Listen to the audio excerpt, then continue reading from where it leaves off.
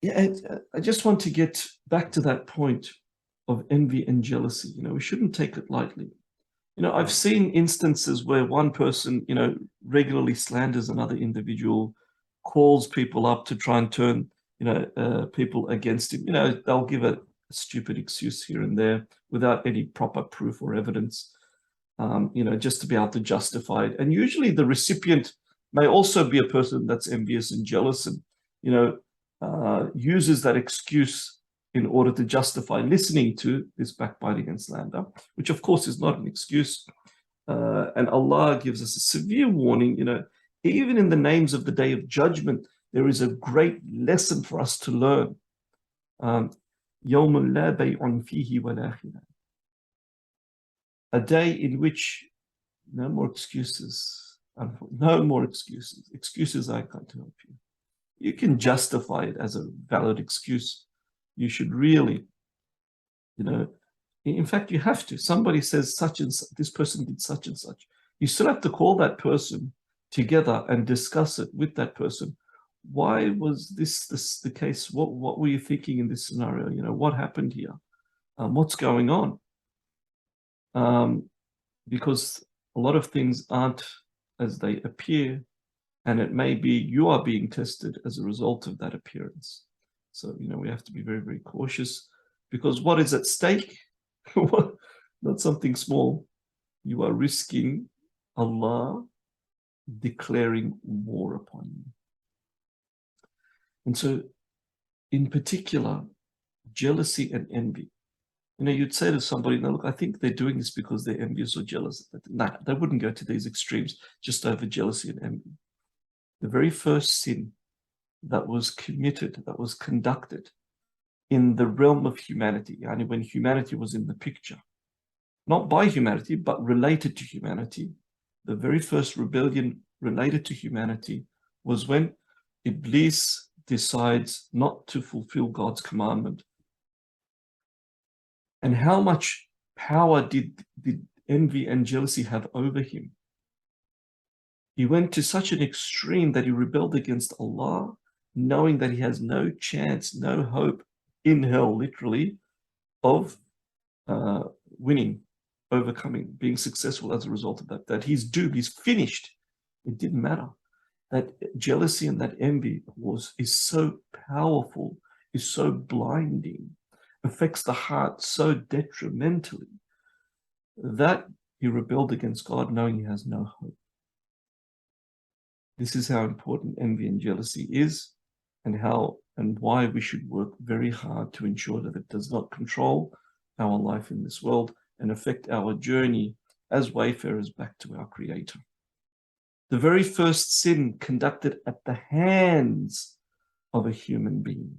Now we're talking about committed by a human being himself, was when Cain kills Abel. Cain kills Abel.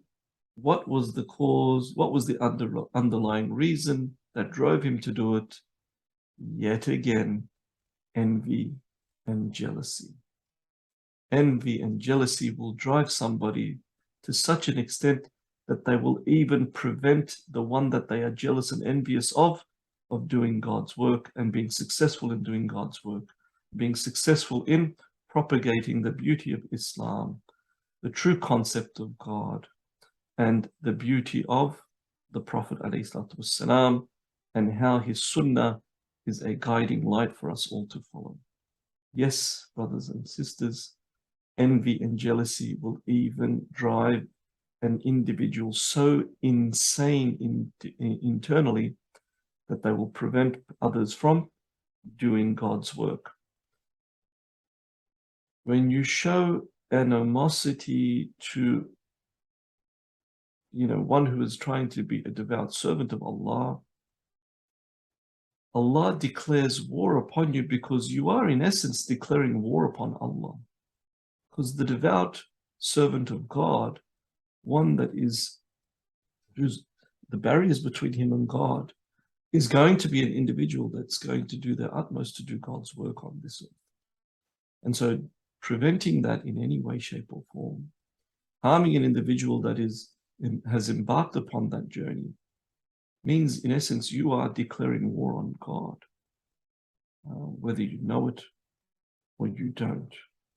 And so we have to, if we truly want to grow spiritually, we have to be honest with ourselves. You know, the religion is about what? It's about nasihat. It's about sincerity and honesty, being honest with ourselves, being honest with our Creator. Why is it that we are really doing this? We can make an excuse and a justification for anything. Why are we listening to people that may be doing this and propagating whatever they're doing, or conducting whatever evil that they may be conducting, and not being affected by it? That's where we have to ask ourselves those hard questions and truly reflect. I know, you know, and it is something difficult because sometimes we're worried as to what we will discover about ourselves as a result of that reflection. But it's better to reflect. It's better to weigh and measure yourself now, and measured in the hereafter. May Allah subhanahu wa ta'ala allow us to devoutly worship Him so that we may be transformed and elevated as a result of that worship. Our consciousness of God may be elevated, and to such an extent that our proximity to Allah is reduced to such an extent that the mere thought of doing something that is evil will send shivers down our spine and put us into a state of anxiety and awareness, being aware of Allah subhanahu wa ta'ala. You know, taqwa, consciousness of God, mindfulness of God, bewaring of God, in essence, you know, the fact that you are aware of Allah drives you to be aware of what you are doing. Are you doing something wrong? Are you approaching something that is going to displease your Lord, approaching something that is evil? You know, and often it's difficult to try and relate something that is intangible in a manner that can affect you positively. And so I try and relate it to something in the dunya. You know, how can we perceive taqwa or understand taqwa in a better light? You know, when you're driving down a freeway and suddenly you see the flashes in your rear vision mirror and you hear the sound of the sirens, pew, woo, right? What's the first thing that individuals tend to do? Number one, their heart starts beating quickly, right? Notice that when we're approaching backbiting and ghibah and slander and these types of wretched evils, there's hardly a stirring in the heart in some individuals.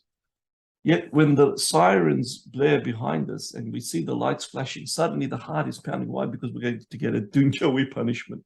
You know, we may potentially get a dunyawi punishment. What's the first thing we do? We become fully conscious of the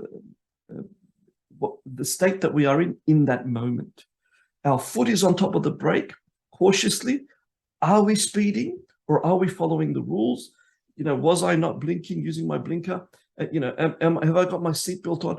We are suddenly becoming conscious of our state of being. Why? Are we doing something wrong? Are we doing something illegal? We are being conscious of our actions and whether or not we are doing something wrong. And that's what taqwa is. That you're constantly in this state, worrying about whether you're doing something that's going to displease your Lord, that's going to distance you from your Lord. We love Allah subhanahu wa ta'ala more than any other. And therefore, we should have a great fear within us to displease the one we love the most, and that we're going to become distant from the one that we love the most. So we are also always conscious of our surroundings and our interactions within those surroundings. And thus, that is the state of being that we must be in order for us to elevate spiritually. Inshallah, my lecture in person at the mosque is being scheduled, and I will think of a topic to address during that time. But until then, please do consider some of these discussions that all the imams provide at this mosque, and take a holistic approach, applying that to your life, as opposed to allowing it to simply go in one ear and out the other. And even if it doesn't do that, we don't want to be people that simply retain information. We want to be people that apply that information to our lives, experience that information, so that it becomes an element of sacred knowledge imprinted in our hearts. And the more we exercise that knowledge, which is the difference between knowledge and wisdom, and that is experience. Experiencing that knowledge, embodying that knowledge, exercising that knowledge to eventually produce wisdom. That wisdom in and of itself as well, inshallah, will elevate us spiritually and draw us closer to Allah subhanahu wa ta'ala. سبحان ربك رب العزة عما يصفون وسلام على المرسلين والحمد لله رب العالمين.